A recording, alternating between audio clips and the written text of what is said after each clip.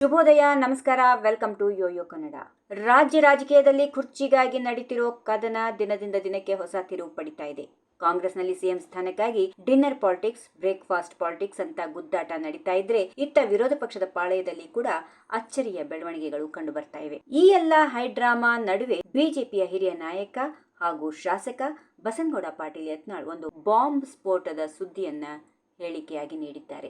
ನನ್ನನ್ನು ಮುಖ್ಯಮಂತ್ರಿ ಮಾಡಿದರೆ ಮಾತ್ರ ನಾನು ಬಿಜೆಪಿಗೆ ವಾಪಸ್ ಹೋಗುತ್ತೇನೆ ಎಂದು ಹೇಳುವ ಮೂಲಕ ಕೇಸರಿ ಪಾಳೆಯಕ್ಕೆ ನಡುಗು ಹುಟ್ಟಿಸಿದ್ದಾರೆ. ತಮ್ಮ ನೇರ ಮತ್ತು ನಿಷ್ಠೂರ ಮಾತುಗಳಿಗೆ ಹೆಸರಾದ ಶಾಸಕ ಬಸನಗೌಡ ಪಾಟೀಲ್ ಯತ್ನಾಳ್ ಅವರು ಬಿಜೆಪಿಯಿಂದ ಅಂತರ ಕಾಯ್ದುಕೊಂಡು ಪಕ್ಷದ ಚಟುವಟಿಕೆಗಳಿಂದ ದೂರ ಉಳಿದಿದ್ದಾರೆ. ಇತ್ತೀಚೆಗೆ ವಿರೋಧ ಪಕ್ಷದ ನಾಯಕ ಆರ್ ಅಶೋಕ್ ಅವರು ಯತ್ನಾಳ್ ಅವರನ್ನು ಸಂಪರ್ಕಿಸಿ ಪಕ್ಷಕ್ಕೆ ವಾಪಸ್ ಬನ್ನಿ ಅಂತ ಆಹ್ವಾನ ನೀಡಿದ್ದಾರೆ. ಈ ಆಹ್ವಾನಕ್ಕೆ ಯತ್ನಾಳ್ ಖಡಕ್ ಆಗಿಯೇ ಪ್ರತಿಕ್ರಿಯೆ ನೀಡಿದ್ದು, ನನ್ನನ್ನು ಸಿಎಂ ಮಾಡುವುದಾದರೆ ಮಾತ್ರ ನಾನು ಬಿಜೆಪಿಗೆ ವಾಪಸ್ ಹೋಗುತ್ತೇನೆ ಎಂದು ಹೇಳುವ ಮೂಲಕ ರಾಜಕೀಯ ವಲಯದಲ್ಲಿ ಸಂಚಲನ ಮೂಡಿಸಿದ್ದಾರೆ. ಯತ್ನಾಳ್ ಕೇವಲ ಸಿಎಂ ಸ್ಥಾನದ ಬೇಡಿಕೆ ಇಡುವುದಷ್ಟೇ ಅಲ್ಲದೆ ಮುಂದಿನ ನಡೆಗಳ ಬಗ್ಗೆ ಕೂಡ ಸುಳಿವು ಕೊಟ್ಟಿದ್ದಾರೆ. ಪಕ್ಷದ ವರಿಷ್ಠರಾದ ಅಮಿತ್ ಶಾ ಅವರನ್ನ ಭೇಟಿ ಮಾಡಲು ಒಂದು ನಿಯೋಗವನ್ನ ಕರೆದುಕೊಂಡು ಹೋಗುವ ಬಗ್ಗೆ ಅವರು ಪ್ರಸ್ತಾಪ ಮಾಡಿದ್ದಾರೆ. ಹೈಕಮಾಂಡ್ ಮಟ್ಟದಲ್ಲಿ ಈ ಬಗ್ಗೆ ಮಾತುಕತೆ ನಡೆಸಿದ ನಂತರವೇ ತಮ್ಮ ಮುಂದಿನ ತೀರ್ಮಾನವನ್ನ ಪ್ರಕಟಿಸುವ ಸಾಧ್ಯತೆ ಇದೆ ಎಂದು ಹೇಳಲಾಗುತ್ತಿದೆ. ಯತ್ನಾಳ್ ಅವರ ಈ ಮಾಸ್ಟರ್ ಸ್ಟ್ರೋಕ್ ಬಿಜೆಪಿಯಲ್ಲಿ ಯಾವ ಬದಲಾವಣೆ ತರಲಿದೆ ಅನ್ನೋದನ್ನ ಕಾದು ನೋಡಬೇಕು. ಇತ್ತ ಆಡಳಿತಾರೂಢ ಕಾಂಗ್ರೆಸ್ ಪಕ್ಷದಲ್ಲಿ ಕೂಡ ಅಧಿಕಾರ ಹಂಚಿಕೆಯ ಗೊಂದಲ ಮಾತ್ರ ಮುಂದುವರೆದಿದೆ. ಸಿಎಂ ಸಿದ್ದರಾಮಯ್ಯ ಅವರ ಪುತ್ರ ಹಾಗೂ ಮಾಜಿ ಶಾಸಕ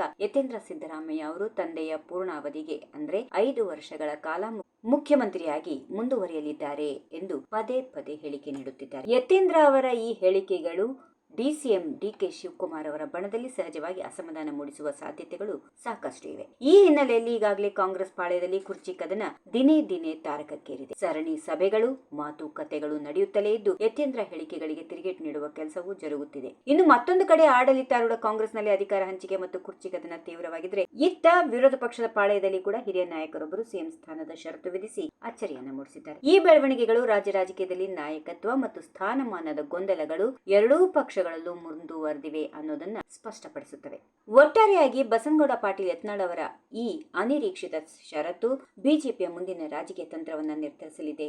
ಅವರ ಬೇಡಿಕೆಗೆ ಹೈಕಮಾಂಡ್ ಮಣಿಯುತ್ತಾ ಅಥವಾ ಇದನ್ನು ನಿರ್ಲಕ್ಷ್ಯ ಮಾಡುತ್ತದಾ ಅನ್ನೋದನ್ನ ಕಾದ್ ನೋಡಬೇಕು. ಸದ್ಯಕ್ಕಂತೂ ರಾಜ್ಯದ ರಾಜಕೀಯ ಪರಿಸ್ಥಿತಿ ತೀವ್ರ ಕುತೂಹಲಕಾರಿಯಾಗಿದೆ. If you like this video, ಬೇಗ ಲೈಕ್ ಮಾಡಿ, ಕಾಮೆಂಟ್ ಮಾಡಿ, ಶೇರ್ ಮಾಡಿ ಹಾಗೂ ಯೋಯೋ ಟಿವಿ ಕನ್ನಡವನ್ನು ಸಬ್ಸ್ಕ್ರೈಬ್ ಮಾಡಿ.